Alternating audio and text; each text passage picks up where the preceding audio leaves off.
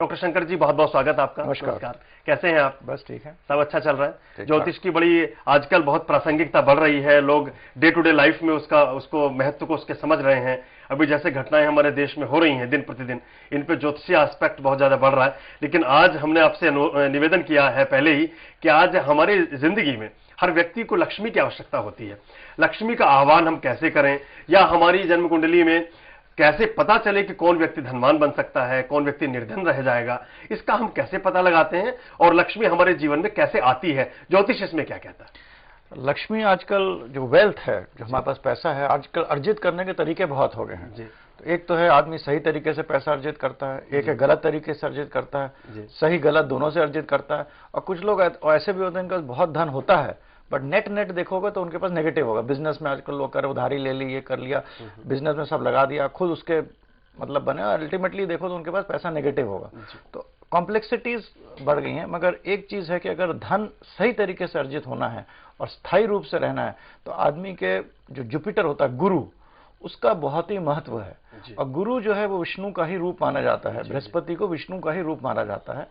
और इसीलिए जब कहते हैं जब दीपावली आती है तो जैसे कि लक्ष्मी श्री यंत्र को रखना बहुत ही अच्छा होता है, और श्री यंत्र का आवाहन करना, बड़े सारे श्लोक और बहुत सारे लक्ष्मी के जो 16 रूप हैं, श्री सूक्त का पाठ की बात उनके पाठ के बाद उनको करके ही लाया जाता है जी। तो डॉक्टर साहब, मैं इस पे चर्चा को, बहुत रोचक चर्चा आपने बताई और बहुत ही महत्वपूर्ण उपाय आप बता रहे हैं कि हम इस दीपावली पर कैसे अपने जीवन में हमेशा के लिए लक्ष्मी का आह्वान कर सकते हैं। इस पर मैं डॉक्टर शंकर जी से बात करूंगा जी। आप बता रहे थे कि हम जो ऋग्वेद के सूक्त हैं, जो श्लोक हैं, उनको श्री सूक्तम के माध्यम से हम पढ़ते हैं और दीपावली के दिन श्री यंत्र की स्थापना करते हैं।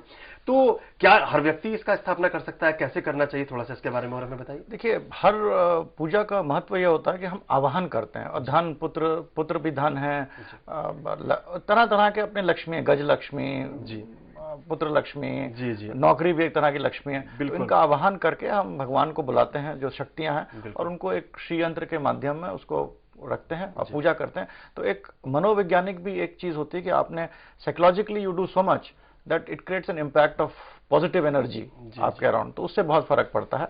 और दूसरी चीज ये है कि हम हर आदमी को ये चाहिए होता है कि उसका धन जो कमाए वो रहे और सही तरीके से आए। तो हमारे जो भूमंडल में 2 ग्रह हैं, गुरु और शुक्र। गुरु जो है वो धन अच्छी तरह अर्जित करने की शक्ति रखता है। शुक्र जो है वो दैत्यों के गुरु हैं, वो हमको हर तरीके से धन अर्जित करने की शक्ति रखते हैं।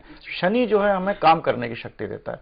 तो इन तीनों ग्रहों की चाल से एक आदमी पता लगा सकता है इसके पास, आदमी के पास कितना धन रहेगा, स्थायी रूप से रहेगा और किस क्वांटम में रहेगा। प्लैनेट्स लाइक सूर्य, चंद्र, मंगल, बुध, ये हमें बताते हैं कि हमें किस समय किस तरीके से, whether it will be political, business, whatever, किस तरीके से हमारे पास धन आएगा।